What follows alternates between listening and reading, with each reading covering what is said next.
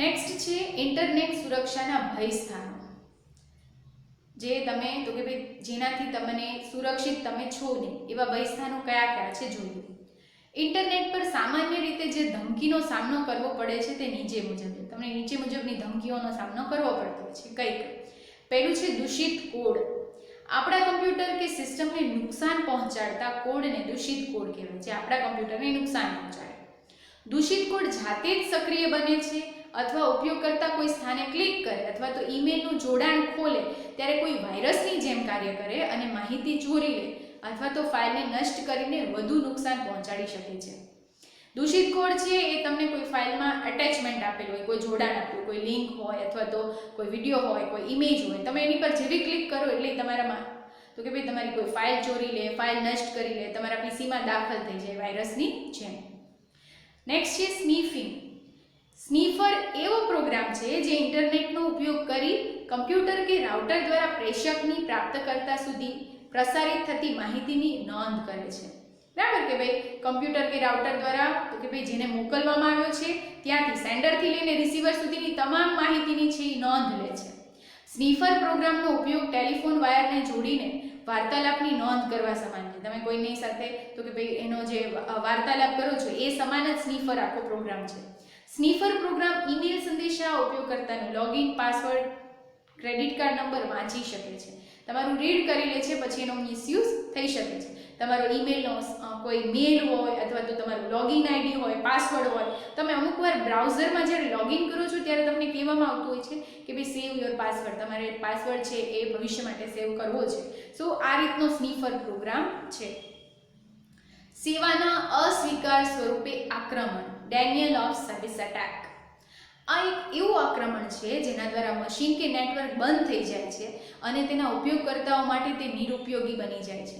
બરાબર કે ભાઈ તમે જે તમારું મશીન હોય કે નેટવર્ક હોય આખું જ બંધ થઈ જાય, પછી એનો યુઝ તમે બીજી વાર કરી શકો નહીં, એ રીતનું નિરુપયોગી બની જાય.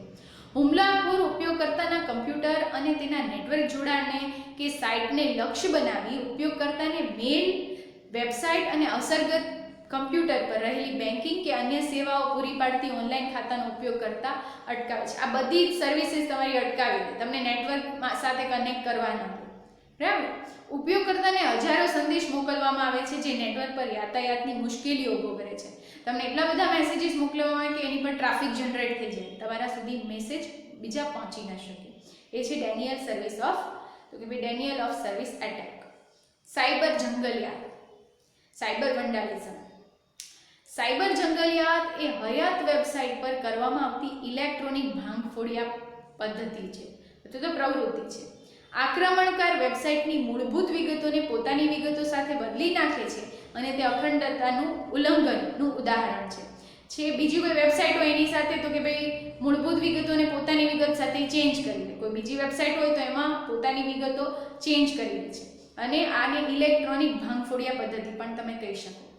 તે મિલકતનો નાશ અથવા કોઈની તસવીર પર કરવામાં આવતા દૂષિત ફેરફારોનું ઇલેક્ટ્રોનિક સ્વરૂપ છે. બરાબર. કોઈ મિલકતનો નાશ અથવા તો કોઈ ઇમેજ હોય તો એના પર ચેન્જ કરી દે અથવા તો કોઈ ફેરફારો, ખરાબ ફેરફારો કરે, એ પ્રકારનું એક ઇલેક્ટ્રોનિક સ્વરૂપ છે. આજકાલ સાયબર જંગલિયાતના અનેક કિસ્સા બન્યા છે જેમાં વ્યાવસાયિક વિગતોને અરુચિકર સામગ્રી સાથે બદલવામાં આવે છે. તમે કોઈ એવી વેબસાઇટ જો તો એમાં અરુચિકર વિગતો હોય અથવા તો એવું કંઈ હોય જેથી તમે એ સાઇટનો યુઝ કરતા અથવા તો યુઝ પણ નથી કરતા. બરાબર. સો આ છે એ સાયબર વંડાલિઝમ, સાયબર જંગલિયાત છે કે ભાઈ જેમાં ઓરિજિનલ વિગતો સાથે કે ભાઈ પોતાની વિગતો આ જે સાયબર જંગલિયાત છે એ ફેરવી નાખે છે. સો તો કે ભાઈ અખંડતાનું ઉલ્લંઘન અહીંયા થાય છે. તમારી જે ઓરિજિનલ વિગત છે એની સાથે તો કે ભાઈ બીજી વિગતો ઉમેરી દે છે અને બદલી નાખે છે. છેતરપિંડી, સ્પૂફિંગ.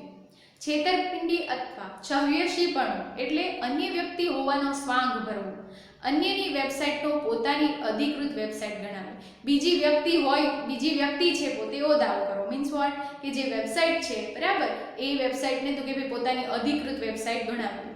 આ તકનિકમાં હુમલાખોર ત્રાહિત વ્યક્તિ કે વેબસાઇટની ઓળખ ધારણ કરીને વ્યવહાર કરે છે.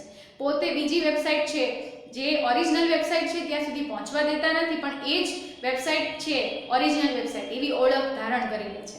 ઉદાહરણ તરીકે હુમલાખોર www.gs1.co.in નામની નકલી વેબસાઇટ બનાવી શકે અને તેના આઈપી સરનામાને મૂળ વેબસાઇટના આઈપી સરનામા સાથે બદલી નાખે છે.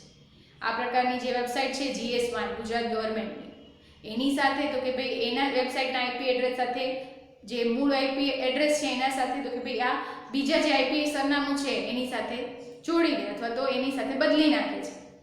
આ મૂળ સાઇટની મુલાકાત લેવા ઈચ્છતા તમામ ઉપયોગકર્તાઓ નકલી સાઇટ પર તરફ જાય છે. એટલે કે એનો આઈપી એડ્રેસ જે મૂળ હતો એ બદલી નાખ્યો. સો જે પણ વિઝિટર્સ આ વેબસાઇટની વિઝિટ લેવા માંગતા હશે એ નકલી વેબસાઇટ સુધી પહોંચી જશે. સો આ એક પ્રકારનું સ્વાંગભરો અથવા તો છેતરપિંડી છે. તમે ઓરિજિનલ વેબસાઇટ સુધી પહોંચી શકતા નથી અથવા તો પહોંચવા દેવામાં આવતા નથી. હવે છે સુરક્ષાના ઉપાયો. આ બધા જ સામે આ જે ભય સ્થાનો છે એની સામે તમે સુરક્ષા કઈ રીતે મેળવી શકો એનો જે છે કે ભાઈ એના ઉપાયો શું? પહેલું છે એન્ટીવાયરસ સોફ્ટવેર. એન્ટીવાયરસ સોફ્ટવેર એક એવો કમ્પ્યુટર પ્રોગ્રામ છે જે અસરગ્રસ્ત સિસ્ટમમાં આવેલ વાયરસ, વોર્મ અને ટ્રોજન હોર્સ જેવા દૂષિત કોડને શોધી અટકાવે છે અને દૂર કરવા જરૂરી પગલાં લે છે. તેથી કમ્પ્યુટરની સુરક્ષા માટે એન્ટીવાયરસ સોફ્ટવેર જરૂરી છે. બરાબર, તમામ જે પર્સનલ કમ્પ્યુટર યુઝ કરતા હોય એ લોકો એન્ટીવાયરસનો આગ્રહ રાખે છે. શું કામ? તો કે ભાઈ આવા વાયરસથી પોતાના પીસીને અને માહિતીને બચાવી શકે છે. એન્ટીવાયરસ સોફ્ટવેર વગર કમ્પ્યુટર પર બહુ ઓછા સમયમાં દૂષિત કોડનું લક્ષ્ય સરળ બની જાય છે. જે પીસી પર એન્ટીવાયરસ ન હોય એમ તો કે ભાઈ દૂષિત કોડનું લક્ષ્ય સરળ બની જાય અને એની પર હુમલો કરે. દૂષિત કોડનો ચેપ વિચિત્ર ધ્વનિ કે પોપઅપ વિન્ડો ઉત્પન્ન કરવી, અન્ય ત્રાસજનક કાર્યો કરવા, ફાઇલોને નષ્ટ કરવી કે સિસ્ટમને ધીમી પાડી દે છે અથવા હાર્ડવેરને નુકસાન કરી આખા કમ્પ્યુટર સિસ્ટમનો નાશ પણ કરી શકે છે. બરાબર, કોઈ વિચિત્ર ધ્વનિ હોય અથવા તો પોપઅપ વિન્ડો વારે વારે ખુલ્યા કરે, તમારી ફાઇલોને કોઈ અલગ જ પ્રકારના કોડ સાથે ફેરવી દે અથવા તો આખી નષ્ટ કરી દે. બરાબર, તમારી સિસ્ટમને પણ ધીમી પાડી દે, હાર્ડવેરને નુકસાન કરે. આ તમામ પ્રકારનું કે ભાઈ દૂષિત કોડ છે એ ભાંગફોડ અથવા તો નાશ તમારે કમ્પ્યુટર સિસ્ટમનો કરી દે છે. એકવાર વાયરસથી સિસ્ટમ અસરગ્રસ્ત બને પછી સિસ્ટમ સાથે જોડાયેલા અન્ય પ્રોગ્રામ અને ફાઇલોમાં પણ તે પ્રસરે છે. બરાબર, કમ્પ્યુટર સાથે જે અન્ય પ્રોગ્રામ જોડાયેલા હોય, ફાઇલો જોડેલી હોય અથવા તો બીજા પીસી જોડાયેલા હોય એમાં પણ આ વાયરસ દાખલ થઈ જાય છે. વાયરસ માત્ર પોતાની પ્રતિકૃતિ ઉત્પન્ન કરવાનું કાર્ય નથી કરતા, પરંતુ ઉપયોગકર્તાના સંપર્કમાં રહેલ અન્ય વ્યક્તિઓની વિગતોને પણ તે પ્રભાવિત કરે છે. તમારી સાથે અથવા તો તમારી સાથે જે પણ કમ્પ્યુટર કનેક્ટેડ હોય તમારા પીસી સાથે એને પણ કે ભાઈ આ વાયરસ છે ઇફેક્ટ કરે છે. સિસ્ટમ પર હુમલો થવાનો સૌથી સરળ માર્ગ ઈમેલ સાથે મોકલવામાં આવતા ઈમેલના દૂષિત જોડાણ છે. બરાબર, સિસ્ટમ પર હુમલો કરવા માટે તો ભાઈ તમને મેલ સાથે અલગ અલગ ઇમેજીસ, વિડીયોઝ, લિંક મોકલવામાં આવે છે. આ છે એટેચમેન્ટ, જોડાણો છે. આ જોડાણો મેલ સાથે જોડી શકાય તેવા ચિત્રો, વિડીયો, ધ્વનિ કે અન્ય પ્રકારના હોઈ શકે છે. ઇન્ટરનેટ પરથી કરવામાં આવતા ડાઉનલોડ દ્વારા પણ વાયરસનો ચેપ ફેલાઈ શકે છે. તો તમે કોઈ બી ફાઇલ ડાઉનલોડ કરી લો છો, બરાબર, અથવા તો કોઈ એવો વિડીયો કે ચિત્ર કે કોઈ ક્લિપ ડાઉનલોડ કરો છો તો એની સાથે વાયરસ અમુક વાર આવી જતા હોય છે, જેથી તો કે ભાઈ તમારા છે એ પીસીમાં વાયરસ ફેલાવાનો ભય રહે. એન્ટીવાયરસ સોફ્ટવેર કમ્પ્યુટર સિસ્ટમને થતું નુકસાન રોકવા માટે ડાઉનલોડ થયેલ વિગતો સહિત આખી કમ્પ્યુટર સિસ્ટમને તપાસે છે. એટલે કે સ્કેન કરી લે છે આખી સિસ્ટમને, પ્લસ તમે કઈ વસ્તુ ડાઉનલોડ કરો તો એને પણ. ઇન્ટરનેટના ઉપયોગ માટે મોબાઈલ ઉપકરણો માટે પણ એન્ટીવાયરસ સોફ્ટવેર ઉપલબ્ધ છે. બરાબર, મોબાઈલ માટે પણ હવે તો એન્ટીવાયરસ સોફ્ટવેર અવેલેબલ છે. ફાયરવોલ. પોતાની વેબસાઇટ ધરાવતી સંસ્થાઓએ સંસ્થાની અંદર અને બહાર બંનેની નેટવર્ક સેવાઓ પર નિયંત્રણ રાખવું પડે છે. એટલે કે પોતાની જે સંસ્થા છે એની અંદરની સિસ્ટમ પણ પ્લસ બહારની છે નેટવર્ક સેવાઓ તો કે ભાઈ એની પર નિયંત્રણ, કંટ્રોલિંગ રાખવું પડે છે. સંસ્થાના નેટવર્ક અને બહારની દુનિયા વચ્ચે સામાન્ય રીતે ઉપયોગમાં લેવાતી સુરક્ષા સીમાને ફાયરવોલ કહે છે. કે ભાઈ બહારની દુનિયા અને સંસ્થાની અંદરનું નેટવર્ક એટલે શું? એટલે કે તમારું કમ્પ્યુટર બહારની દુનિયા, બહારના નેટવર્ક સાથે કનેક્ટેડ થાય છે તો એની સામે તમને જે સુરક્ષા પૂરી પાડે છે એને તમે ફાયરવોલ કહી શકો. ફાયરવોલ એ સંસ્થાના સ્થાનિક નેટવર્ક અને બહારની દુનિયા વચ્ચેના યાતાયાત પર નિરીક્ષણ અને નિયંત્રણ રાખવા માટે મૂકવામાં આવેલું એક સાધન છે. કે ભાઈ નિયંત્રણ રાખે છે અને નિરીક્ષણ પર કે ભાઈ કોણ શું કરે છે, નેટવર્ક પોતાની સંસ્થાનો નેટવર્ક અથવા તો બહારની દુનિયાનું જે બીજા કોઈ નેટવર્ક છે એમાંથી જે ટ્રાફિક જનરેટ થાય છે એની પર ધ્યાન રાખે છે. કોઈ ઓફિસમાંથી શું ડોક્યુમેન્ટ મોકલે છે અથવા તો બહારની દુનિયામાંથી જે ડોક્યુમેન્ટ કે મેલ કોઈ અધર નેટવર્કમાંથી એને મળે છે એ તમામ પર ધ્યાન રાખે છે, નિરીક્ષણ રાખે છે. અનધિકૃત વ્યક્તિઓએ સંસ્થાની ઈ કોમર્સ વેબસાઇટના માળખાથી દૂર રાખવા એ ફાયરવોલનો પ્રાથમિક હેતુ છે. કોઈ સાઇટ હેક થઈ ગઈ અથવા તો હેંગ થાય છે, કોઈ એમાં દૂષિત વાયરસ એડ કરી દે, સો આ બધાથી બચવા માટે સંસ્થાઓ ફાયરવોલનો યુઝ કરે છે. બરાબર કે ભાઈ, જે તમારી ઈ કોમર્સ વેબસાઇટના માળખાને સુરક્ષિતતા પૂરી પાડે છે ફાયરવોલ. ફાયરવોલ સ્થાનિક નેટવર્કને નીચેના જોખમો સામે સુરક્ષા આપે છે. ઈમેલ સેવા જે કેટલીક વાર મુશ્કેલી ઊભી કરે છે. બરાબર, ઈમેલ સર્વિસ છે તો કે ભાઈ એની સામે તમને જે લિંક એટેચમેન્ટ મોકલવામાં આવે છે એનાથી ફાયરવોલ તમને સુરક્ષિત રાખે છે કે ભાઈ કોઈ એવા મેલ કે મેસેજ આવી જાય, કોઈ લિંક આવી જાય તો એનાથી બચાવે છે વાયરસ તમારા સંસ્થાના તો કે ભાઈ નેટવર્કમાં આવતા. સ્થાનિક નેટવર્કમાં અનપેક્ષિત વિડીયો, ચિત્રો જેવી માહિતી કે વિગતોને રોકવું, આ પ્રકારની વિગતોને એ રોકે છે. સ્થાનિક નેટવર્કનો અનધિકૃત વ્યક્તિ દ્વારા ઉપયોગ અટકાવવો. બરાબર, તમારી પોતાનું નેટવર્ક છે તો કોઈ બીજો વ્યક્તિ, બહારનો વ્યક્તિ છે એનો યુઝ ન કરે, એ અટકાવવા ફાયરવોલ છે એ કટિબદ્ધ છે. સંસ્થાના નેટવર્કમાંથી બહાર જતી અનધિકૃત વિગતો કે માહિતી રોકવી. તમારી જે સંસ્થાનું નેટવર્ક છે એમાંથી કોઈ તમારી ડિટેલ બહાર મોકલી શકતું નથી. બરાબર, ફાયરવોલની મદદથી. બહારની દુનિયામાંથી સ્થાનિક નેટવર્કમાં થતા યાતાયાતને અટકાવવું.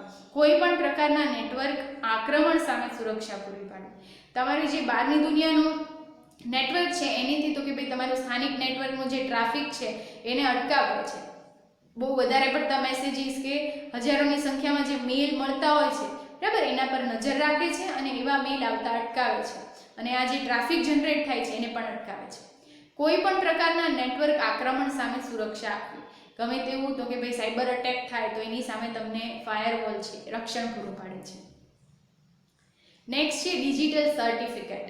ઇલેક્ટ્રોનિક વ્યવહારમાં આપણી ઓળખાણ સાબિત કરવા માટે ડિજિટલ સર્ટિફિકેટ કે ડિજિટલ આઈડીનો ઉપયોગ કરવામાં આવે છે.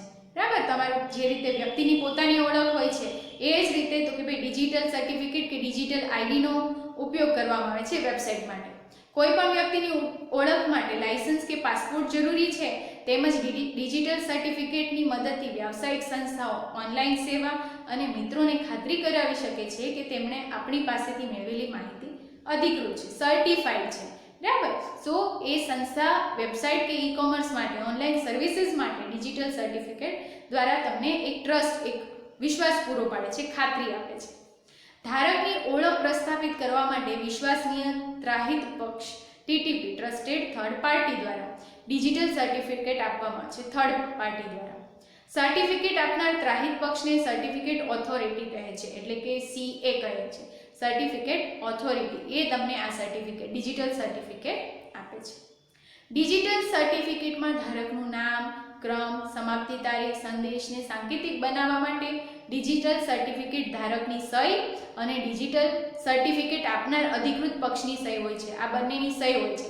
ધારકનું નામ, જે વેબસાઇટ છે અથવા તો એનું ધારકનું નામ, ક્રમ, ક્યારે એક્સપાયર થાય છે, આ તમામ ઇન્ફોર્મેશન બરાબર તમને આપવામાં આવશે, જેના દ્વારા સર્ટિફિકેટની સત્યતા સાબિત થઈ શકે કે ભાઈ જે ડિજિટલ સર્ટિફિકેટ છે એ સાચું છે. સાંકેતિકરણ. માહિતીને અવાચ્ય રૂપમાં ફેરવી સુરક્ષિત રાખવાની કળાને સાંકેતિકરણ કહે છે. સાંકેતિકરણ એટલે કે તમારી જે માહિતી છે એ અવાચ્ય રૂપમાં તો કે ભાઈ તમે વાંચી ન શકો એવા રૂપમાં ફેરવી દેવામાં આવે છે અને તમારા લખાણને કે તમારી જે માહિતી છે એને સુરક્ષિત રાખવામાં આવે છે. સાંકેતિકરણની પ્રક્રિયામાં સામાન્ય લખાણ કે સાદા લખાણને પ્લેન ટેક્સ્ટ, બરાબર, અલ્ગોરિધમના ઉપયોગ દ્વારા ખાનગી કે ગુપ્તમાં રૂપાંતરિત કરી અવાચ્ય બનાવવામાં આવે છે. એટલે કે પ્લેન ટેક્સ્ટ હોય અને સાઇફર ટેક્સ્ટ અથવા તો ખાનગી કે ગુપ્ત સિક્રેટ ટેક્સ્ટ બનાવી તમે વાંચી ન શકો એ ફોર્મેટમાં બનાવવામાં આવે છે. સંદેશના સાંકેતિકરણ કે બિન સાંકેતિકરણ માટે ગુપ્ત કીનો ઉપયોગ કરવામાં આવે છે. જે સિક્રેટ કી હોય એનો યુઝ કરવામાં આવે છે. તે લખાણને અદ્રશ્ય બનાવતું નથી, પરંતુ લખાણને અન્ય એવા લખાણમાં પરિવર્તિત કરે છે જે અર્થપૂર્ણ હોતું નથી. એટલે કે એ છે છુપાવતું નથી, ટેક્સ્ટને અદ્રશ્ય નથી કરતું, પણ તો કે ભાઈ અર્થ ન હોય, એનો અર્થપૂર્ણ હોતું નથી એ રીતનું બનાવી નાખે છે. ઇન્ટરનેટ કે નેટવર્ક પર પ્રસારિત કરતા પહેલા સંદેશનું સાંકેતિકરણ કરવામાં આવે છે. સાંકેતિકરણ દ્વારા પરિવર્તિત થયેલો ગુપ્ત સંદેશ પ્રાપ્તકર્તાને ન મળે ત્યારે તેને મૂળ સ્વરૂપમાં લાવવો જરૂરી છે. એટલે કે તો કે ભાઈ તમે જે સંદેશનું સાંકેતિકરણ કર્યું હોય બરાબર, એ સાંકેતિકરણનું પરિવર્તન તો કે ભાઈ જે ગુપ્ત સંદેશ છે જે યુઝરને મળી ન જાય ત્યાં સુધી એ મૂળ સ્વરૂપમાં આવશે નહીં. જ્યારે મળશે પછી તમે એની કી એડ કરશો પછી જ તે તો કે ભાઈ એના મૂળ સ્વરૂપમાં આવી જશે. આ સાંકેતિકરણથી વિરુદ્ધ એવી બિન સાંકેતિકરણની પ્રક્રિયાનો અમલ કરવામાં આવે છે, એટલે કે ડિક્રિપ્શન. બરાબર, તમે જે સાંકેતિકરણ કરો છો એ એન્ક્રિપ્શન છે અને એની વિરુદ્ધની એટલે કે એન્ક્રિપ્શનમાંથી સાંકેતિકરણમાંથી ફરી પાછું બિન સાંકેતિકરણ કરો છો એ છે ડિક્રિપ્શન. બરાબર, તો કે ભાઈ એમાં જે તમારું લખાણ છે એને ઓરિજિનલ ફોર્મમાં લઈ આવવામાં આવે છે.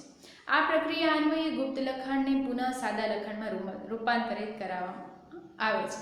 તમારું જે સિક્રેટ લખાણ હતું અથવા તો જે સાઇફર ટેક્સ્ટ હતા એ પાછા પ્લેન ટેક્સ્ટમાં આવી જશે.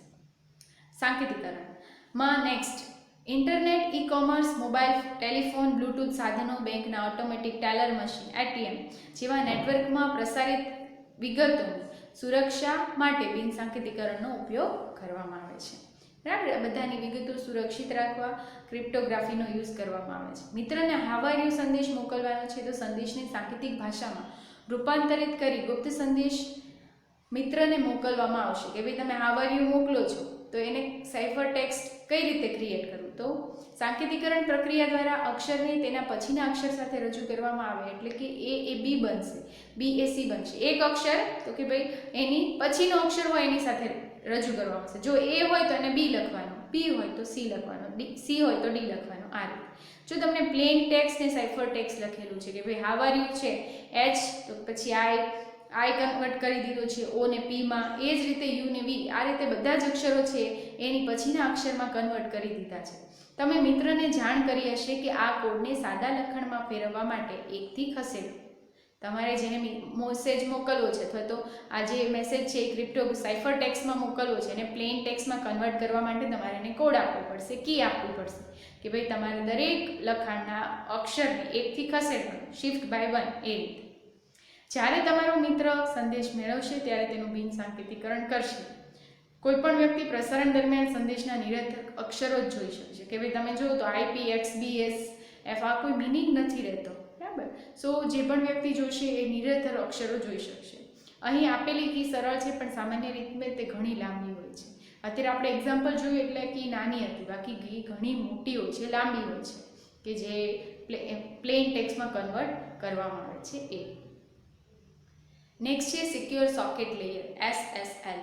આનું ફૂલ ફોર્મ તમને એક્ઝામમાં પૂછાતું હોય છે. ઇન્ટરનેટ પરના વેબ વ્યવહારોની સુરક્ષા માટે SSL પ્રોટોકોલનો ઉપયોગ થાય છે. તેની રચના નેટસ્કેપ દ્વારા કરવામાં આવી છે. SSL સિક્યોર સોકેટ લેયર છે એની રચના નેટસ્કેપ દ્વારા કરવામાં આવી અને વેબ વ્યવહારો છે એની સુરક્ષા સિક્યોરિટી માટે આ પ્રોટોકોલ યુઝ થાય છે. ઈ કોમર્સના વ્યવહાર કરી માહિતીનું સુરક્ષિત પ્રસારણ કરવામાં આવે છે. તે ડિજિટલ સર્ટિફિકેટ દ્વારા વ્યાપારી કે દુકાનદારની અધિકૃતતા પ્રમાણિત કરે છે, જેથી ગ્રાહકને માન્ય માલિક સાથેના વ્યવહારની ખાતરી થાય છે. બરાબર, સિક્યોર સોકેટ લેયર છે એ ડિજિટલ સર્ટિફિકેટ દ્વારા તો કે ભાઈ વ્યાપારી કે દુકાનદાર છે એની અધિકૃતતા, ઓથોરાઇઝેશન કે ચકાસે છે કે ભાઈ એ માન્ય છે કે નહીં. સાઇટ સુરક્ષિત છે કે નહીં તેમાં આવેલા લોકો દ્વારા જાણી શકાય છે. જો સાઇટ વેરીસાઇન દ્વારા સુરક્ષિત કરવામાં આવી હોય તો સાઇટની લોગિન સ્ક્રીન પર વેરીસાઇનનો લોગો જોવા મળે છે, એટલે કે લોક સ્ક્રીનનો. જો સાઇટ સુરક્ષિત હશે તો તમને છે એ વેરીસાઇનનો લોગો એટલે કે લોક સ્ક્રીન છે એ ગ્રીન કલરમાં દેખાશે, અધરવાઇઝ રેડ કલરમાં દેખાશે. લોગો પર ક્લિક કરવાથી માલિક અંગેની માહિતી અને સર્ટિફિકેટની માન્યતા જાણી શકાય છે. તમે એ લોગો પર ક્લિક કરશો એટલે કૂકીઝ કરીને એક સર્ટિફિકેટ, ડિજિટલ સર્ટિફિકેટ જોવા મળશે કે ભાઈ એ વેલિડ છે કે નહીં અથવા તો એની માન્યતા છે તમે જાણી શકશો. માન્યતા દર્શાવે છે કે સાઇટ સાથેનો વ્યવહાર કે વેબસાઇટ તમે જે જોવો છો એ વ્યવહાર સુરક્ષિત છે, વેબસાઇટનો માલિક માન્ય છે અને તે સાઇટ વેરીસાઇન જેવી સત્તા દ્વારા પ્રમાણિત છે. બરાબર, કે ભાઈ પ્રમાણિત છે, વેરીફાઈ થયેલો છે. સુરક્ષાનો અન્ય નિર્દેશ છે કે સુરક્ષિત જોડાણ ધરાવતી સાઇટનું સરનામું http:// ને બદલે HTTPS થી શરૂ થાય છે. HTTP જે હાઇપરટેક્સ્ટ ટ્રાન્સફર પ્રોટોકોલ છે, બરાબર, એ નહીં પણ ખાલી HTTP ને બદલે HTTPS લખેલું હોય એ વેબસાઇટ સુરક્ષિત છે. નેક્સ્ટ છે એના કાયદાકીય પ્રશ્નો, ઈ કોમર્સ અને એમ કોમર્સના કાયદાકીય પ્રશ્નો. નવા કોઈ વ્યવસાયની જેમ ઈ કોમર્સ અને એમ કોમર્સમાં પણ કેટલાક પ્રશ્નો અને જોખમો રહેલા છે. બંનેમાં ઘણા કાયદાકીય પડકારો રહેલા છે, કારણ કે રાષ્ટ્રીય સીમાને ધ્યાનમાં રાખ્યા વગર તે વૈશ્વિક ઇન્ટરનેટ પર પ્રવૃત્ત બને છે. બરાબર, એટલે કાયદાકીય પડકાર રહેવાનો. દરેક દેશના પોતાના કાયદા અને નિયમો હોય છે. અહીં બૌદ્ધિક મિલકતોના અધિકાર, સ્વાધિકાર, કોપીરાઇટ અને ગુપ્તતા એટલે કે પ્રાઇવસી જેવા કેટલીક વાર પક્ષોની વચ્ચેની તકરારને લગતા પડકાર જોવા મળે છે, જેના નિરીક્ષણ માટે કાયદાકીય માળખું જરૂરી છે. આ જે કાયદા અને નિયમો છે તો દરેક દેશના અલગ અલગ હોય છે, પણ એમાં તો કે ભાઈ બૌદ્ધિક મિલકતોના અધિકાર, કોપીરાઇટ, પ્રાઇવસી આ બધાને લઈને બે પક્ષો વચ્ચે તકરાર થતી હોય. બરાબર, ત્યારે તો કે એના નિરીક્ષણ માટે આપણી પાસે કાયદો એવી કાયદાકીય માળખું હોય એ જરૂરી છે. ભારત સરકારે આઈટી કાયદા હેઠળ આઈટી લોઝ, ઇન્ફોર્મેશન ટેકનોલોજી લોઝની સ્થાપના કરી છે. કાયદાકીય નીતિ અને નિયમોના પાલનથી ગ્રાહકને વિશ્વાસ બેસે છે કે તેની અંગત વિગતો ખાનગી રહેશે અને દુરુપયોગ થશે નહીં. આઈટી લોઝના લીધે જો તેનો દુરુપયોગ થયો હોય તો તે જ માટે જવાબદાર પક્ષને સજા થશે. જો એની વિગતોનો, કસ્ટમરની વિગતોનો દુરુપયોગ થાય તો કે ભાઈ એને જે પક્ષ જવાબદાર હશે એની સજા થશે. ઓનલાઈન વ્યવસાય કરતી સંસ્થાઓને તેમના લોગો કે કોપીરાઇટ જેવી ડિજિટલ માહિતીના દુરુપયોગ સામે કાયદાકીય સમર્થન પૂરું પાડવામાં આવે છે. બરાબર, કે બીજા કોઈ વ્યક્તિ કે ઓનલાઈન વ્યવસાય કરતી સંસ્થા છે એના લોગો કે કોપીરાઇટ કે જેવી ડિજિટલ માહિતીનો કોઈ દુરુપયોગ કરે તો પણ એ લોકોને પણ કાયદાકીય સમર્થન, સપોર્ટ પૂરો પાડવામાં આવે છે. હવે છે બૌદ્ધિક સંપત્તિની સુરક્ષા. આ બૌદ્ધિક સંપત્તિ છે એની સુરક્ષા તમે કઈ રીતે કરી શકો? બૌદ્ધિક સંપત્તિમાં પુસ્તકો, સોફ્ટવેર, સંગીત, વિડીયો, કોપીરાઇટ, ટ્રેડમાર્ક અને વેબ પેજનો સમાવેશ થાય છે. આ બધી જ છે એ તમારી બૌદ્ધિક સંપત્તિ કહી શકો. એની સુરક્ષા કઈ રીતે કરી શકો? પેલું છે સ્વાધિકાર એટલે કે કોપીરાઇટ. સર્જકના મૂળભૂત કાર્ય પર તેની અનુમતિ વિના અન્ય વ્યક્તિ અધિકાર ધરાવે કે પોતાના ઉપયોગમાં લે તેની સામે રક્ષણ આપતા અધિકારને સ્વાધિકાર કહે છે. કે ભાઈ સર્જક છે એની પરમિશન ન લીધી હોય, એની અનુમતિ વિના જ કોઈ બીજી વ્યક્તિ એનો યુઝ કરે છે તો એ સ્વાધિકારનો કાયદો એને લાગુ પડે છે કે ભાઈ એની કાયદો એની સામે રક્ષણ આપે છે. પુસ્તકો, સોફ્ટવેર, પ્રોગ્રામ અને લખાણને તે લાગુ પાડવામાં આવે છે. પુસ્તક હોય તો એની પર પણ કોપીરાઇટ હોય છે. સોફ્ટવેર પ્રોગ્રામ હોય અથવા તો લખાણને પણ તે લાગુ પાડવામાં આવે છે. સ્વાધિકારનો કાયદો બૌદ્ધિક સંપત્તિને અનેક રીતે સુરક્ષા પૂરી પાડે છે. સ્વાધિકાર સંપત્તિ મુક્તપણે ઉપયોગમાં લઈ શકાતી નથી, એટલે કે જે સર્જક છે એની પરમિશન લેવી પડે છે. વિતરણ અધિકાર માત્ર સ્વાધિકાર ધારક એટલે કે કોપીરાઇટ હોલ્ડર પાસે જ હોય છે. મોટાભાગના વેબપેજ સ્વાધિકારની સુરક્ષા ધરાવતા હોય છે. વેબપેજ પરથી વિગતોની નકલ કરવી એ પણ સ્વાધિકારના કાયદાનો ભંગ છે. બરાબર, કે ભાઈ વેબ પેજ હોય એનો પોતાનો કોપીરાઇટ હોય છે, એની તમે વિગતોની નકલ કરી શકતા નથી. એ તમારો સ્વાધિકાર એટલે કે કોપીરાઇટ ભંગ થયો ગણાય. ટ્રેડમાર્ક આ એક નિર્ધારિત લોગો, ચિહ્ન, શબ્દ, નિશાની, શબ્દ સમૂહ કે ચિત્ર છે જેનો ઉપયોગ કોઈ વ્યક્તિગત કે સંખ્યા દ્વારા કોઈ ઉત્પાદન કે સેવાને બજારના અન્ય ઉત્પાદન કે સેવાથી અલગ પાડવા માટે કરવામાં આવે છે. કે ભાઈ પર્ટિક્યુલર જે પણ પ્રોડક્ટ, સંસ્થા, ઓર્ગેનાઇઝેશન હોય એનો પોતાનો લોગો હોય, શબ્દ હોય, નિશાની હોય કે ચિત્ર હોય, બરાબર, એનાથી એની ઓળખ હોય છે અને એ એનાથી અલગ પડે છે. ટ્રેડમાર્કને TM, CM અને R જેવી નિશાની દ્વારા દર્શાવવામાં આવે છે. આ ટ્રેડમાર્ક છે TM અને SM દ્વારા તો કે ભાઈ એને દર્શાવવામાં આવતા હોય છે. હવે છે ડોમેન નામની તકરાર. ડોમેન નામ માટેની સ્પર્ધા એ એક અન્ય કાયદાકીય મુદ્દો છે કે ભાઈ ડોમેન નામ માટે, બરાબર, કે ભાઈ કોમ્પિટિશન હોય તો એ પણ કાયદાકીય મુદ્દો છે. પહેલાંના સમયમાં ડોમેન નામ વહેલા તે પહેલાંના ધોરણે આપવામાં આવતા હતા, તેમજ લોકો દ્વારા ઉપયોગમાં ન લેવાતા હોય તેવા નામ નોંધણી કરાવી લેવામાં આવતી. પછી આ ડોમેન કોઈ સંસ્થાને ઊંચી કિંમતે વેચી દેવામાં આવતું. આને સાયબર સ્ક્વોટિંગ કહેવામાં આવતું અથવા તરીકે ઓળખવામાં આવે છે. પહેલાં શું કરાતું કે ભાઈ જે યુઝફુલ ન હોય એવા ડોમેન પરચેસ કરી લે, ખરીદી લે, પછી એની કિંમત ઊંચા ભાવે એને વેચી દે.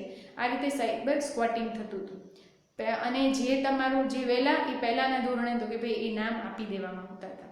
બીજી સમસ્યા નામ બદલાવાની છે, જેમાં કોઈ પ્રચલિત ડોમેન નામની જોડણીમાં ઇરાદાપૂર્વક સામાન્ય ફેરફાર કરી નોંધણી કરાવવામાં હોય. બહુ ફેમસ વેબસાઇટ હોય એના નામની જેવું જ એનું નામ હોય, ફોર એક્ઝામ્પલ યાહુ છે તો તમે એમાં એક ઓ ભૂલી જશો, એને રિલેટેડ કેટલી બધી વેબસાઇટ્સ હશે, બરાબર, તો આ રીતે છે એ ડોમેનની જોડણી, નામની જોડણી ઇરાદાપૂર્વક જ એમાં ફેરફાર કરીને નોંધાવાય છે કે ભાઈ જેથી એ લોકો છે એ તો કે ભાઈ લોકો એની વિઝિટ વધારે લે. જો URL ટાઈપ કરવામાં ટાઈપિંગમાં ભૂલ થાય તો તેવા ગ્રાહકો ગેરમાર્ગે દોરાઈ શકે છે. મેં કીધું ને યાહુ છે તો યાહુ અથવા તો ગૂગલ તમારે એમાં સ્પેલિંગ મિસ્ટેક થઈ હોય તો તમે નવી જ એને રિલેટેડ નામની વેબસાઇટ પર જતા રહેશો. એટલે કે એ લોકોએ જોડણીમાં ભૂલ કરીને નામ નોંધાવેલું હોય, ડોમેન પરચેઝ કરેલા હોય. સો આ રીતની છે તો કે ભાઈ ગ્રાહક ગેરમાર્ગે દોરાઈ શકે છે. નેક્સ્ટ છે તો કે ભાઈ એની પદ્ધતિઓ, બૌદ્ધિક સંપત્તિની સુરક્ષા માટે જે અલગ અલગ પદ્ધતિઓ છે, સુધારેલી પદ્ધતિઓ, એની ચર્ચા કરીએ આપણે. પહેલું છે સ્ટેગનોગ્રાફી. એક માહિતીમાં અન્ય માહિતી સંતાડવાની ક્રિયાને સ્ટેગનોગ્રાફી કહે છે કે ભાઈ એક માહિતી હોય એમાં બીજી માહિતી સંતાડી દેવામાં આવે છે, છુપાવવામાં આવે છે. જો ફાઇલમાં આવેલી માહિતીને સુરક્ષિત બનાવવામાં ન આવે તો તેને કોઈ પણ દૂષિત હેતુ માટે ઉપયોગમાં લઈ શકાય છે. બરાબર કે ભાઈ જો માહિતીની છે કોઈ ફાઇલમાં હોય તો એને સુરક્ષિત કરવામાં ન આવે તો બીજા લોકો અથવા તો કોઈ દૂષિત હેતુ માટેનો યુઝ કરે છે. જેનું કાર્ય કમ્પ્યુટરમાં રહેલા પણ ઉપયોગમાં ન લેવાતા હોય તેવા ચિત્રો, ધ્વનિ કે લખાણને ધરાવતી ફાઇલને અદ્રશ્ય માહિતી સાથે બદલવાનું છે કે ભાઈ આ જે દૂષિત કોડ છે બરાબર એ એવું કરતું હોય છે કે ભાઈ કોઈ જે યુઝફુલ ન હોય અથવા તો ઉપયોગમાં ન લેતા હોય તો આવી ફાઇલને અદ્રશ્ય માહિતી છે એની સાથે બદલાવી નાખે છે. આ અદ્રશ્ય માહિતી સાદું લખાણ, ગુપ્ત લખાણ કે ચિત્ર પણ હોઈ શકે, કોઈ પણ ફોર્મમાં હોઈ શકે. સ્ટેગનોગ્રાફી માટે વિશિષ્ટ સોફ્ટવેર જરૂરી છે અને તેને ઇન્ટરનેટ પરથી સરળતાથી ડાઉનલોડ થઈ શકે તેવી ફ્રીવેર આવૃત્તિઓ પણ ઉપલબ્ધ છે.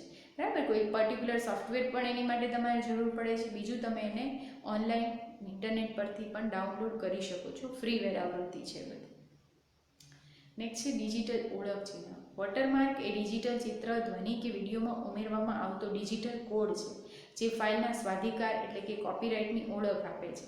વોટરમાર્ક છે એ કોઈ ચિત્ર, ધ્વનિ કે વિડીયો હોય તો એમાં એનું પોતાનો લોગો હોય અથવા તો એનું નામ હોય અને વોટરમાર્ક કરેલું હોય, તમે એને રિમૂવ કરી શકતા નથી.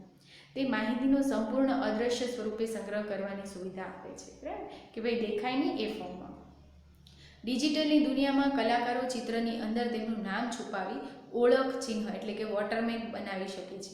જે સર્જકની ઓળખ માટે વોટરમાર્ક અદ્રશ્ય રીતે મદદરૂપ બને છે કે ભાઈ જે આર્ટિસ્ટ હોય પેઇન્ટના તો એ લોકો પોતાની નામ છે એ ચિત્રમાં જ છુપાવી દેતા હોય છે. બરાબર, વોટરમાર્ક એવું ડ્રો કરીને. ડિજિટલ ઓડિયો અને વિડીયોમાં ડિજિટલ ઓળખ ચિહ્ન ઓડિયો વિડીયોના વિતરણને નિયંત્રિત બનાવી શકે છે. એમાં પણ આ વોટરમાર્ક ડિજિટલ ઓડિયો વિડીયોમાં પણ તો કે ભાઈ મૂકવામાં આવે છે. ડેટા સુરક્ષાના ક્ષેત્રમાં ઓળખ ચિહ્નનો ઉપયોગ પ્રમાણપત્ર અને અધિકૃતતા માટે પણ કરી શકાય છે. ડેટા સુરક્ષા માટે બરાબર કે ભાઈ આ વોટરમાર્ક છે એ ઓળખ ચિહ્ન અથવા તો પ્રમાણપત્ર કે અધિકૃતતા માટે પણ કરી શકાય કે ભાઈ તમે આ લોગો છે એ જે કંપની છે એનો જ છે અથવા તો એનો ઓળખ ચિહ્ન તમારે એને ઓળખાવવું હોય તો પર્ટિક્યુલર એ જ વેબસાઇટનો લોગો છે એ વોટરમાર્કથી તમે જાણી શકો. ડિજિટલ ઓળખ ચિહ્ન દ્વારા દસ્તાવેજમાં માહિતીને લિંક પણ આપી શકાય છે કે ભાઈ તમારી પર્ટિક્યુલર કોઈ હોય સાઇટ બરાબર તો એને લિંક આપી દેવામાં આવે છે. અને બીજું કે ભાઈ લિંક કઈ રીતે આપવામાં છે, ફોર એક્ઝામ્પલ તમારો પાસપોર્ટ છે એ સ્કેન થાય તો ખાલી પાસપોર્ટમાં જો કોઈ વિગતો સાચી હશે તો સીધી લિંક ઓપન થઈ જશે અને તમારી પાસપોર્ટ સ્કેન થતાં જ તમારા પાસપોર્ટની ડિટેલ મળી જશે. અથવા તો પાસપોર્ટ પર છે એની સંખ્યા એટલે કે ધારકને દેખાય ને એ રીતે આંકડાઓ આપેલા હોય છે અથવા તો એ પ્રકારના સ્ટીકર લગાડવામાં આવ્યા છે જે છે સ્કેન કરીને તમે સીધું જ તમારો ઓરિજિનલ પાસપોર્ટ છે એની વિગતો સુધી પહોંચી શકો. સો આ રીતે ડિજિટલ ઓળખ ચિહ્ન વોટરમાર્ક મૂકવામાં આવે છે. GIMP જેવા ફોટો એડિટર પ્રોગ્રામની મદદથી ચિત્રમાં દ્રશ્યમાન વોટરમાર્ક ઉમેરી શકાય છે. આ પ્રકારના ફોટો એડિટર પ્રોગ્રામ હોય તો એમાં દ્રશ્યમાન દેખાય એ રીતનું વોટરમાર્ક ઉમેરી શકીએ છીએ. એમ-કોમર્સ કે ઈ-કોમર્સમાં ચૂકવણી. ઈ-કોમર્સ અને એમ-કોમર્સમાં ચૂકવણી એ સૌથી મહત્વનો પાસું છે. પેમેન્ટ. પરંપરાગત પદ્ધતિઓમાં ચૂકવણી રોકડ, ચેક કે ક્રેડિટ કાર્ડ વડે થતી હતી. આ પદ્ધતિઓ દ્વારા પહેલાં ચૂકવણી થતી હતી રોકડ અથવા તો ચેક છે કે ક્રેડિટ કાર્ડ છે એનાથી. આજકાલ ઓનલાઈન કરવામાં આવતા વ્યવસાયોમાં ચૂકવણીની ઇલેક્ટ્રોનિક પદ્ધતિ વધુ મહત્વની સાબિત થઈ શકે છે કારણ કે સંસ્થાઓ ગ્રાહકોને ઝડપી અને ઓછા ખર્ચે સેવા આપવાના જુદા જુદા માર્ગ શોધતી હોય છે.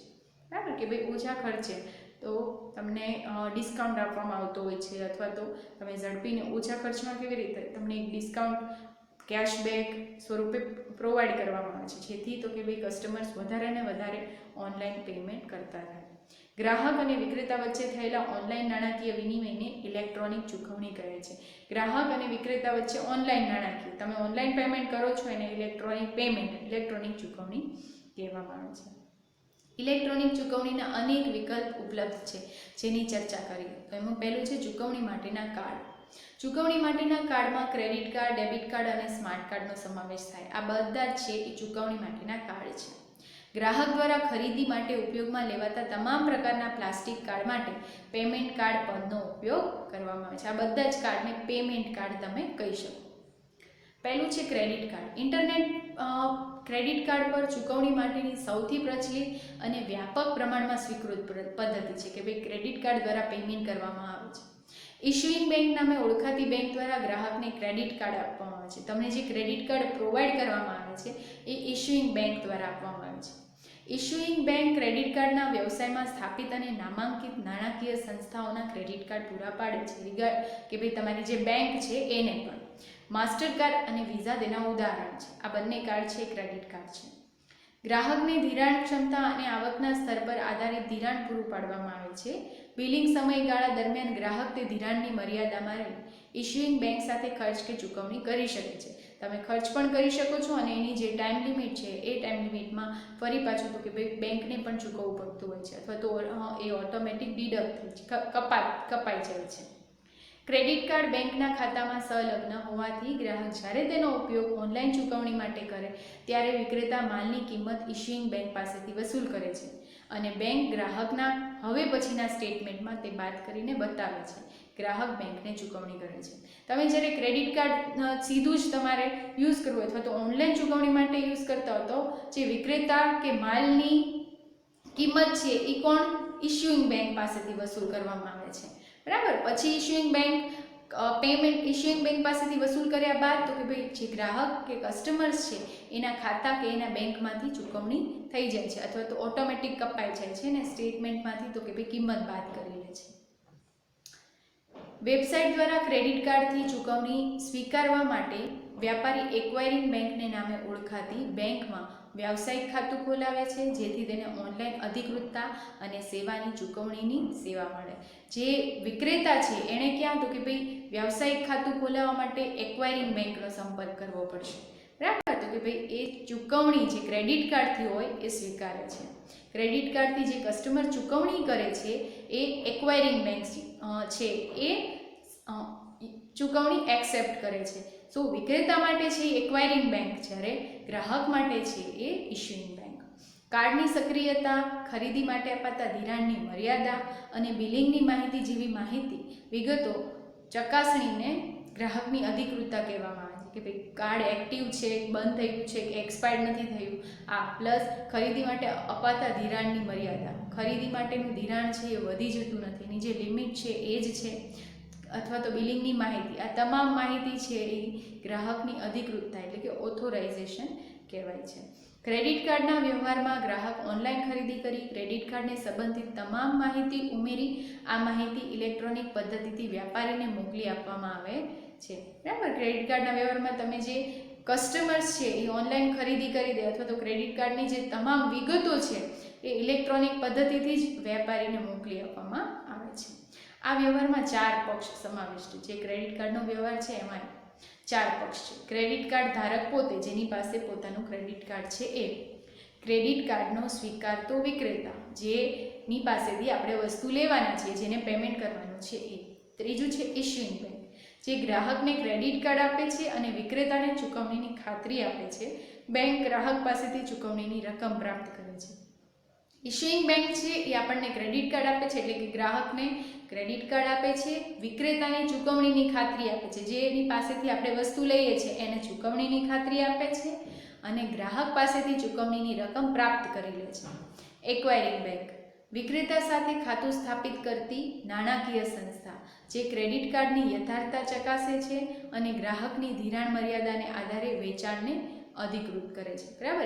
એક્વાયરિંગ બેંક છે એ વિક્રેતા સાથે તો કે ભાઈ ખાતું સ્થાપિત કરતી બેંક છે, પ્લસ તો કે ભાઈ ગ્રાહકની ધિરાણ મર્યાદાને આધારે જ એ વેચાણને અધિકૃત કરે છે કે ભાઈ ગ્રાહકની મર્યાદા ન હોય, લિમિટ ન હોય તો કે ભાઈ એ તમને વેચાણ કરતી નથી, બરાબર. તો આ રીતે એ ક્રેડિટ કાર્ડની યથાર્થતા ચકાસશે એક્વાયરિંગ બેંક. નેક્સ્ટ તો કે ભાઈ ઓનલાઈન ચૂકવણીમાં અન્ય બે પક્ષ ભાગ ભજવે છે, પેમેન્ટ ગેટવે અને પેમેન્ટ પ્રોસેસર. પેપાલ જેવા ત્રાહિત પક્ષો દ્વારા પૂરી પાડવામાં આવતી સેવાને પેમેન્ટ ગેટવે તરીકે ઓળખવામાં આવે છે, બરાબર. આ એક પ્રકારનું પેમેન્ટ ગેટવે છે. તમે જ્યારે પણ ઓનલાઈન ચૂકવણી કરો છો અથવા તો બેંકની ચૂકવણી કરતા હોય ત્યારે તમે પેપાલ કરીને એક જ્યારે નેટ બેન્કિંગ અથવા તો ક્રેડિટ કાર્ડના ઓપ્શનમાં જાઓ ત્યારે, બરાબર. તો આ એક પ્રકારનું પેમેન્ટ ગેટવે છે. તે અધિકૃતતા સ્થાપિત કરી ચૂકવણી માટેના તમામ પક્ષોના નેટવર્કનું સુરક્ષિત સંકલન કરે છે. એક તો કે ભાઈ અધિકૃતતા સ્થાપિત કરે છે, બીજું બધા જ પક્ષનું તો કે ભાઈ નેટવર્કનું સુરક્ષિત સંકલન કરે છે payment gateway. Acquiring bank, issuing bank, customers, વિક્રેતા. પ્રોસેસર એવા ડેટા સેન્ટરો છે જે ક્રેડિટ કાર્ડના વ્યવહાર પૂરા કરે છે તથા વિક્રેતાને ભંડોળની પતાવટ કરે છે. પેમેન્ટ ગેટવે દ્વારા વ્યાપારીની ઈ-કોમર્સ વેબસાઇટ સાથે જોડાયેલી હોય છે, બરાબર. પેમેન્ટ પ્રોસેસર છે એ ડેટા સેન્ટર છે તો કે ભાઈ ક્રેડિટ કાર્ડના તમામ વ્યવહાર પેમેન્ટ પ્રોસેસરથી કમ્પ્લીટ થાય છે, પ્લસ તો કે ભાઈ વિક્રેતા જે છે એના ભંડોળની પતાવટ પણ એ કરે છે. અને જે ઈ-કોમર્સ વેબસાઇટ છે એ તો કે ભાઈ વેપારી દ્વારા જે પેમેન્ટ ગેટવે દ્વારા જોડાયેલી હોય છે, બરાબર, એ પણ તો એનું સંચાલન પણ પેમેન્ટ પ્રોસેસર કરે છે. ઇન્ટરનેટ પર ક્રેડિટ કાર્ડ દ્વારા થતી ઓનલાઈન ચૂકવણી બે ભાગમાં વહેંચાયેલી છે, અધિકૃતતા અને વ્યવહાર કરાર, ઓથોરાઇઝેશન અને સેટલમેન્ટ. ચકાસણી સમયે ગ્રાહક ક્રેડિટ કાર્ડની માહિતી સાથે વ્યવહારની તમામ વિગતો ઈ-કોમર્સ વેબસાઇટને પૂરી પાડે છે જે પેમેન્ટ ગેટવેને મોકલી આપવામાં આવે છે, બરાબર. કસ્ટમર્સ છે એ પોતાના ક્રેડિટ કાર્ડની માહિતી ઈ-કોમર્સ પર મોકલી આપવામાં આવશે, જે પેમેન્ટ ગેટવે છે એને મોકલવામાં આવશે. પેમેન્ટ ગેટવે આ માહિતી પ્રોસેસરને મોકલે છે જે માહિતીની ચકાસણી માટે ઇશ્યુઇંગ બેંકનો સંપર્ક કરે છે. પેમેન્ટ ગેટવે છે એ માહિતી તો કે ભાઈ પ્રોસેસર છે એને મોકલશે અને એ તો કે ભાઈ ઇશ્યુઇંગ બેંકનો સંપર્ક કરશે. ઇશ્યુઇંગ બેંક ચકાસણી બાદ તેનું પરિણામ પેમેન્ટ ગેટવેને મોકલી આપે છે.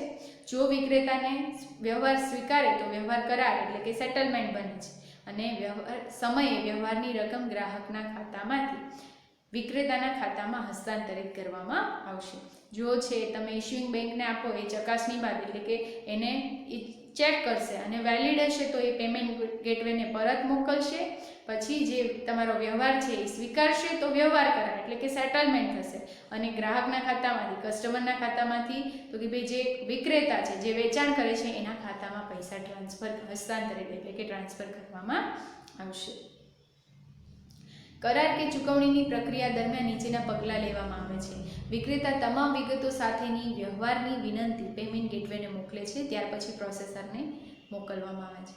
પહેલાં જે વ્યવહાર થયો છે એ સૌથી પહેલાં તો કે ભાઈ પેમેન્ટ ગેટવેને મોકલવામાં આવે છે અને પછી પ્રોસેસરને. પ્રોસેસર ચૂકવણીની વિગતો ગ્રાહકની ઇશ્યુઇંગ બેંકને માહિતી આપે છે, જે ચૂકવણીની વિગતો એક્વાયરિંગ બેંકને પણ મોકલે છે જ્યાં વિક્રેતાનું ખાતું છે. ઇશ્યુઇંગ બેંક છે એ તો કે ભાઈ એ માહિતી જે પ્રોસેસર પાસેથી ચૂકવણીની વિગતો મળી છે એ માહિતી એક્વાયરિંગ બેંકને પણ મોકલશે જ્યાં વિક્રેતાનું ખાતું છે. એક્વાયરિંગ બેંક વિક્રેતાના ખાતામાં રકમ જમા કરે છે. ઇશ્યુઇંગ બેંક તમામ ખર્ચ સાથેનું બિલ ગ્રાહકને મોકલે છે જે તેણે સૂચિત સમય મર્યાદામાં ચૂકવવાનું રહે છે.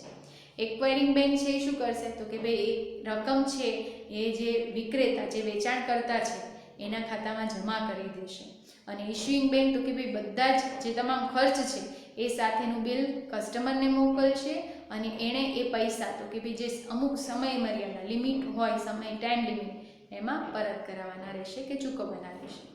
ઓનલાઈન વ્યવહારોને સુરક્ષિત રાખવા માટે અથવા તો બનાવવા માટે મોટાભાગની ક્રેડિટ કાર્ડ સંસ્થાઓ ઇલેક્ટ્રોનિક ટ્રાન્સફર એટલે કે સિક્યોર ઇલેક્ટ્રોનિક ટ્રાન્સફર સેટનો ઉપયોગ કરે છે, બરાબર, કે ઇલેક્ટ્રોનિક ફંડ ટ્રાન્સફર થઈ જાય એનો યુઝ કરે છે સુરક્ષિત રાખવા માટે. હવે ક્રેડિટ કાર્ડના ફાયદા. ગ્રાહકને મોટી રકમ લઈને ફરવું પડતું નથી. ગ્રાહક માલ અને સેવાની ઓનલાઈન અને ઓફલાઈન ચૂકવણી કરી શકે છે. બેંકના સ્ટેટમેન્ટની મદદથી ગ્રાહકની ખરીદીની નોંધ રાખી શકાય છે. બેંકના ખાતામાં રોકડ ઉપલબ્ધ ન હોય તે છતાં ગ્રાહકને માલ ખરીદવાની સુવિધા મળે. તમારી પાસે રોકડ નથી તો પણ તો કે ભાઈ તમે ક્રેડિટ કાર્ડની મદદથી કોઈ વસ્તુ ખરીદી શકો છો. બીજું તો કે ભાઈ સ્ટેટમેન્ટની મદદથી તમે શું ખરીદી કરી છે એની નોંધ તમે રાખી શકો છો અને તમારે કોઈ મોટી રકમ છે અથવા તો રોકડ લઈને ફરવું પડતું નથી. બરાબર, ઓનલાઈન કે ઓફલાઈન બંને રીતે ક્રેડિટ કાર્ડની મદદથી ચૂકવણી કરી શકો છો. મર્યાદાઓ: બહુ નાની કે મોટી ચૂકવણી હોય તે યોગ્ય છે. બરાબર, બહુ નાની હોય કે બહુ મોટી હોય તો એની માટે જ તે યોગ્ય છે. સુરક્ષાની દ્રષ્ટિએ આ કાર્ડની એક મર્યાદા છે, તે ખૂબ જ મોટી રકમના વ્યવહારો માટે તેનો ઉપયોગ શક્ય નથી. તમારે ખૂબ મોટી રકમના વ્યવહારો હોય તો ક્રેડિટ કાર્ડનો યુઝ તમે કરી શકતા નથી. ગ્રાહક ક્રેડિટ કાર્ડનો ઉપયોગ કરી પોતાની ક્ષમતાથી વધુ ખર્ચ કરવાની માનસિકતા ધરાવે છે. કસ્ટમર્સ છે એને એક આદત પડી જાય કે ભલે પોતાની પાસે ક્ષમતા ન હોય, પૈસા ન હોય તો પણ વધુ ખર્ચ કરવાની માનસિકતાથી ટેવાઈ જાય છે. ક્રેડિટ કાર્ડ ખોવાય કે ચોરાઈ જવાની શક્યતા રહે છે. ચોરાઈ જાય કે ખોવાઈ જવાની શક્યતા ક્રેડિટ કાર્ડની રહે છે. નેક્સ્ટ જોઈએ ડેબિટ કાર્ડ. ડેબિટ કાર્ડ દેખાવમાં ક્રેડિટ કાર્ડ જેવું લાગે છે પરંતુ કાર્ય અલગ છે.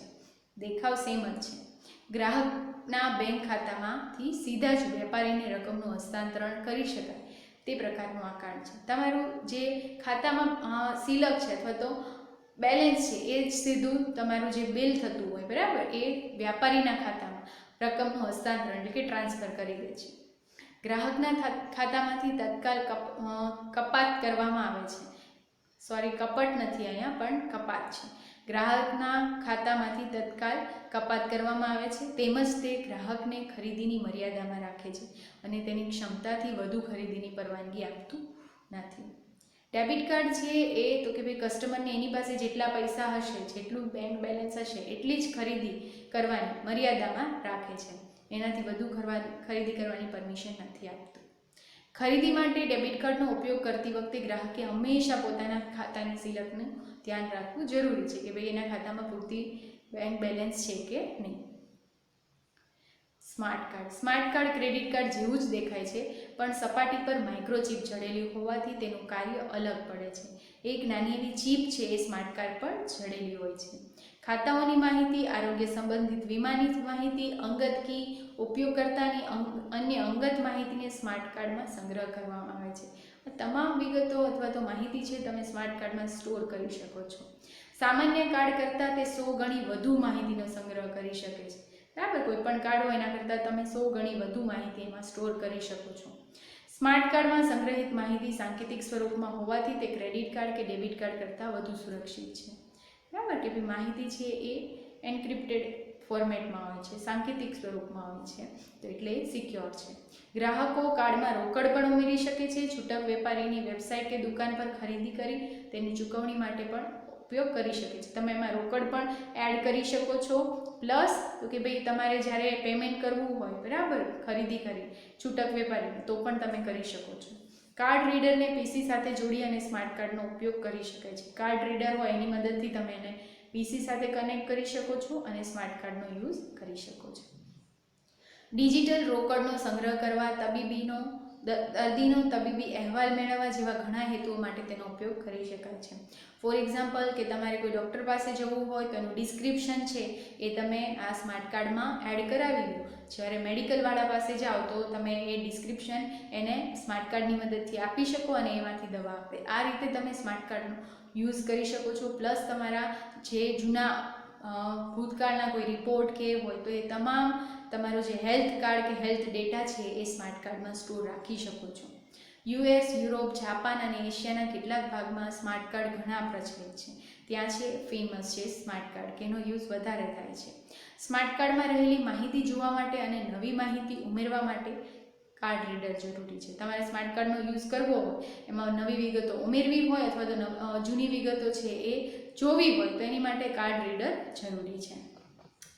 Charge card. ચાર્જ કાર્ડ પણ એક પ્રકારની ચૂકવણીની પ્રક્રિયા છે તે જેમાં ગ્રાહક કાર્ડ દ્વારા વિક્રેતાને ચૂકવણી કરી શકે છે. ચાર્જ કાર્ડ એક પ્રકારનું ચૂકવણી કાર્ડ જ છે. એમાં તો કે ભાઈ કાર્ડ ગ્રાહક દ્વારા કે ભાઈ વિક્રેતાને ચૂકવણી થાય છે ચાર્જ કાર્ડની મદદથી. ક્રેડિટ કાર્ડની તુલનામાં ચાર્જ કાર્ડમાં ધિરાણની કોઈ મર્યાદા હોતી નથી, કોઈ લિમિટેશન્સ નથી. કાર્ડ આપનાર સંસ્થાને ગ્રાહકે બિલિંગ સમયગાળાને અંતે પૂરેપૂરી રકમ ચૂકવણી કરવાની હોય છે. જો આમ ન બને તો લેટ ફી ભરવી પડે. તમારો જે ટાઈમ લિમિટ હોય એમાં જ તમારે તો કે પેમેન્ટ કરી દેવું પડે છે, અધરવાઇઝ તમારે લેટ ફી ભરવી પડે છે. નેટ બેન્કિંગ અને ઓનલાઈન બેન્કિંગનો વિકલ્પ આજકાલ ઘણો પ્રચલિત થઈ રહ્યો છે. તેમાં કોઈ પણ પ્રકારના કાર્ડનો સમાવેશ કરવામાં આવતો નથી. નેટ બેન્કિંગમાં છે એમાં કોઈ કાર્ડ યુઝ કરવામાં આવતું નથી.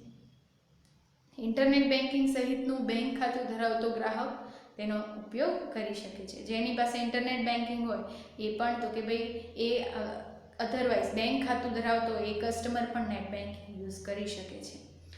ગ્રાહક આ ખાતાના ઉપયોગ દ્વારા ઓનલાઈન ખરીદી તેમજ ચૂકવણી કરી શકે તે માટે બેંક દ્વારા તેમને નેટ બેન્કિંગ પાસવર્ડ પૂરો પાડવામાં આવે છે. ઇન્ટરનેટ કે નેટ બેન્કિંગ માટે તમને એક પાસવર્ડ આપવામાં આવે છે. ઈ કોમર્સ કે એમ કોમર્સમાં નેટ બેન્કિંગ દ્વારા ચૂકવણીની સુવિધાઓ પૂરી પાડવામાં આવે છે. વેબસાઇટમાં બેંક દ્વારા ચૂકવણી કરવાનું હોય તો તેનું નામ પૂછવામાં આવે છે. ત્યાર પછી ચૂકવણીની પ્રક્રિયામાં આગળ વધો છો. જ્યારે પણ તમારે નેટ બેન્કિંગ દ્વારા ચૂકવણી કરવી હોય તો ત્યારે તમને બેંકનું નામ પૂછવામાં આવશે. પછી તમે ચૂકવણીની પ્રોસેસ છે એમાં આગળ વધી શકો. ત્યારે બેંકના નામની પસંદગી પૂછવામાં આવશે. તમારી બેંક કઈ છે જે તમને લિસ્ટ આપેલું હોય એમાંથી તમે તમારી બેંક સિલેક્ટ કરો, જ્યાં ખાતા નંબર અને નેટ બેન્કિંગ પાસવર્ડ દ્વારા લોગિનની જરૂર પડે છે. હવે તમે વ્યવહારની પ્રક્રિયા દ્વારા તમારા ખાતામાંથી વિક્રેતાના ખાતામાં રકમનું હસ્તાંતરણ કરી શકો છો.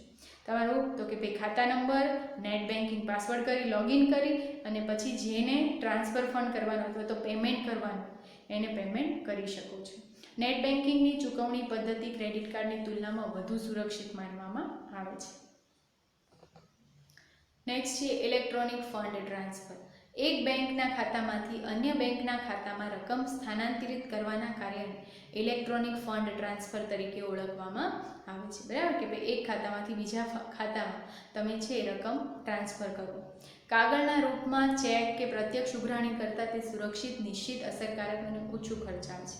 બરાબર કે ભાઈ સીધું જ તમે ટ્રાન્સફર કરી દો છો એટલે સિક્યોર છે અને ઓછું ખર્ચાળ છે. EFTના ઉદાહરણ: દુનિયાની બેંકના પારસ્પરિક વ્યવહાર, જે દુનિયાની જે બેંકો છે બરાબર એના વ્યવહાર થાય છે એ.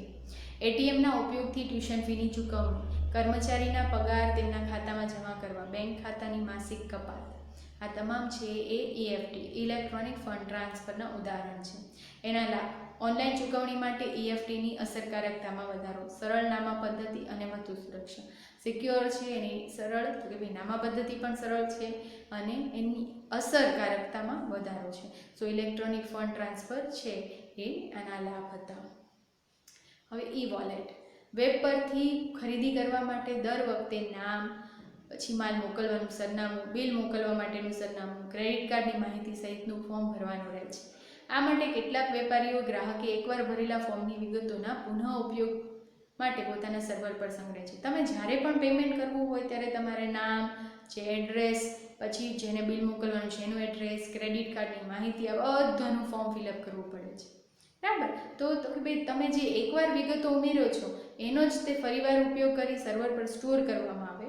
આ વ્યાપારી ગ્રાહકને વોલેટ સેવાઓ પૂરી પાડે છે, જેના દ્વારા ખરીદી કે ટિકિટ નોંધણીનું કાર્ય સૌથી સરળ છે. તમારે દર વખતે વિગતો નાખવી પડતી નથી અને આની વોલેટ સેવાઓ તમને આપવામાં આવે છે કે ભાઈ જેની મદદથી તમે ખરીદી કરી શકો, ટિકિટ કે કંઈ પણ કામ છે એ તમે આની મદદથી વોલેટની મદદથી કરી શકો અને પેમેન્ટ કરી શકો. વ્યાપારીઓને સુરક્ષિત રીતે ઓનલાઈન ચૂકવણી માટેના ઇલેક્ટ્રોનિક કાર્ડને વોલેટ કહે છે કે ભાઈ વ્યાપારીને સુરક્ષિત રીતે ઓનલાઈન ચૂકવણી કરવું હોય, પેમેન્ટ કરવું હોય આપણે તો આપણે વોલેટનો યુઝ એટલે કે ઇલેક્ટ્રોનિક કાર્ડનો યુઝ કરી શકીએ છીએ. તે ક્રેડિટ કાર્ડ કે ડેબિટ કાર્ડની ગોપનીયતા નષ્ટ થવાનું જોખમ રહેતું નથી, કારણ કે કાર્ડ નંબર પૂરો પાડવો જરૂરી નથી. વોલેટમાં છે તમારે કોઈ પણ કાર્ડનો નંબર કે ડિટેલ પ્રોવાઈડ કરવાની રહેતી નથી, એટલે જોખમ પણ નથી.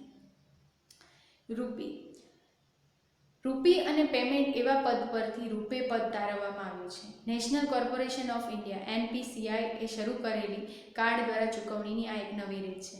બરાબર, જેને તો કે ભાઈ રૂપી અને પેમેન્ટ આ બે પદ એટલે કે શબ્દ પરથી રૂપે પદ તારવવામાં આવ્યું છે.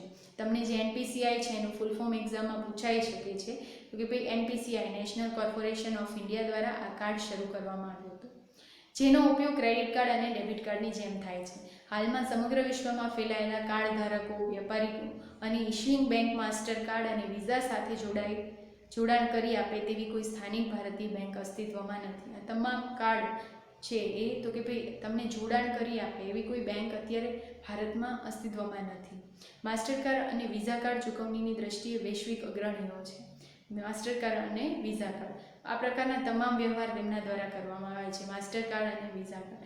હવે તમે જ્યારે રૂપે અથવા તો કોઈથી પેમેન્ટ કરો છો ત્યારે અમે અધર કન્ટ્રીમાં કે ભાઈના ડબલ ચાર્જીસ થાય છે, બરાબર. માસ્ટરકાર્ડ એ વિઝા કાર્ડથી જ્યારે રૂપેનો યુઝ કરો તો એ ચાર્જીસ ઓછા થાય છે.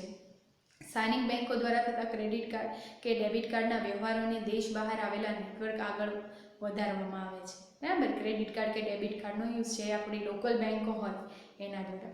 આ સેવા માટે તેઓ અતિરિક્ત કિંમત વસૂલ કરે છે, જેથી બેંકે તમામ ક્રેડિટ કાર્ડ કે ડેબિટ કાર્ડની ચૂકવણી માટેનો ખર્ચ ભોગવવો પડતો હોય છે. જ્યારે તમારે કોઈ અધર કન્ટ્રીમાં યુઝ કરવું હોય ત્યારે તમારે એનો જે પેમેન્ટ માટેનો છે એ ખર્ચ ભોગવવો પડતો હોય. રૂપે ચૂકવણી માટે અન્ય કાર્ડનો સ્થાનિક વિકલ્પ છે. રૂપે કાર્ડના ઉપયોગ દ્વારા તમામ વ્યવહારો પર ભારતમાં જ પ્રક્રિયા કરવામાં આવે છે.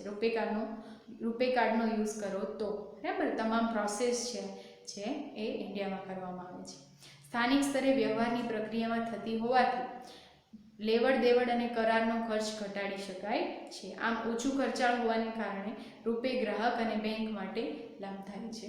તો કે ભાઈ સ્થાનિક સ્તરે તમારે જે સ્થાનિક સ્તરે એટલે કે તમારી જે બેંક હોય અથવા તો ઇન્ડિયામાં જ એનો જે પ્રક્રિયા થાય છે એટલે ખર્ચ અને કરારનો જે ખર્ચ છે, વ્યવહારનો, લેવડ દેવડનો, એ ઘટી જાય છે, બરાબર. એટલે રૂપે છે એ ગ્રાહક અને બેંક બંને માટે ઓછું ખર્ચાળ છે, લાભદાયી છે. સો અહીંયા તમારું જે 5મું ચેપ્ટર છે એમ કોમર્સનો પરિચય એ અહીંયા કમ્પ્લીટ થાય છે. સો have a nice time. Thank you.